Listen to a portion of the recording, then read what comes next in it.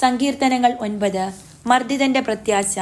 പൂർണ്ണ ഹൃദയത്തോടെ ഞാൻ കർത്താവിന് നന്ദി പറയും. അവിടുത്തെ അത്ഭുത പ്രവർത്തികൾ ഞാൻ വിവരിക്കും.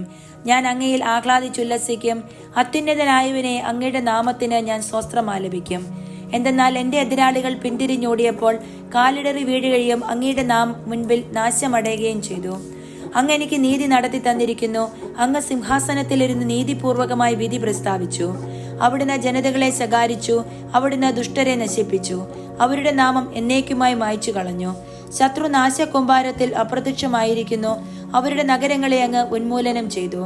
അവരുടെ സ്മരണ പോലും മാഞ്ഞുപോയിരിക്കുന്നു. എന്നാൽ കർത്താവ് എന്നേക്കുമായി സിംഹാസനസ്ഥനായിരിക്കുന്നു. ന്യായവിധിക്കാൻ അവിടുന്ന് സിംഹാസനം സ്ഥാപിച്ചിരിക്കുന്നത്. അവിടുന്ന് ലോകത്തെ നീതിയോടെ വിധിക്കുന്നു. അവിടുന്ന് ജനതകളെ നിഷ്പക്ഷമായി വിധിക്കുന്നു. കർത്താവ് മർദ്ദിതരുടെ ശക്തി ദുർഗമാണ്, കഷ്ടകാലത്ത് അവരുടെ അഭയസ്ഥാനവും. അങ്ങയുടെ നാമം അറിയുന്നവർ അങ്ങിൽ വിശ്വാസം അർപ്പിച്ചിരിക്കുന്നു. കർത്താവെ, അങ്ങയെ അന്വേഷിച്ചവരെ അങ്ങ് ഉപേക്ഷിച്ചിട്ടില്ല. സിയോനിൽ വസിക്കുന്ന കർത്താവിന് സ്വസ്ത്രം ആലപിക്കുവിൻ. അവിടുത്തെ പ്രവൃത്തികളെ ജനതകളുടെ ഇടയിൽ പ്രഘോഷിക്കുവിൻ. എന്തെന്നാൽ രക്തത്തിന് പ്രതികാരം ചെയ്യുന്ന അവിടുന്ന് അവരെ ഓർമ്മിക്കും. പീഡിതരുടെ നിലവിളി അവിടുന്ന് മറക്കുന്നില്ല. കർത്താവെ, എന്നോട് കരുണ കാണിക്കണമേ. മരണ കവാടത്തിൽ നിന്ന് എന്നെ ഉദ്ധരിക്കുന്നവനെ, വൈരികൾ മൂലം ഞാൻ സഹിക്കുന്ന പീഡകൾ കാണണമേ. അങ്ങനെ ഞാൻ അവിടുത്തെ സ്തുതികൾ ആലപിക്കട്ടെ.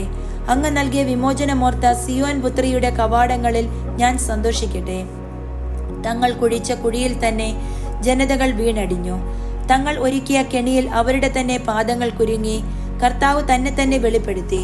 അവിടുന്ന് ന്യായവിധി നടത്തി. ദുഷ്ടർ സ്വന്തം കരവേലകളിൽ കുടുങ്ങി. ദുഷ്ടർ പാതാളത്തിൽ പതിക്കട്ടെ.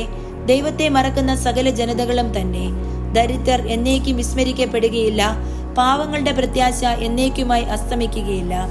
കർത്താവെ, എഴുന്നേൽക്കണമേ. മനുഷ്യൻ അഹങ്കരിക്കാതിരിക്കട്ടെ. ജനതകൾ അങ്ങയുടെ സന്നിധിയിൽ വിധിക്കപ്പെടട്ടെ. കർത്താവ് അവരെ ഭയാധീനരാക്കണമേ.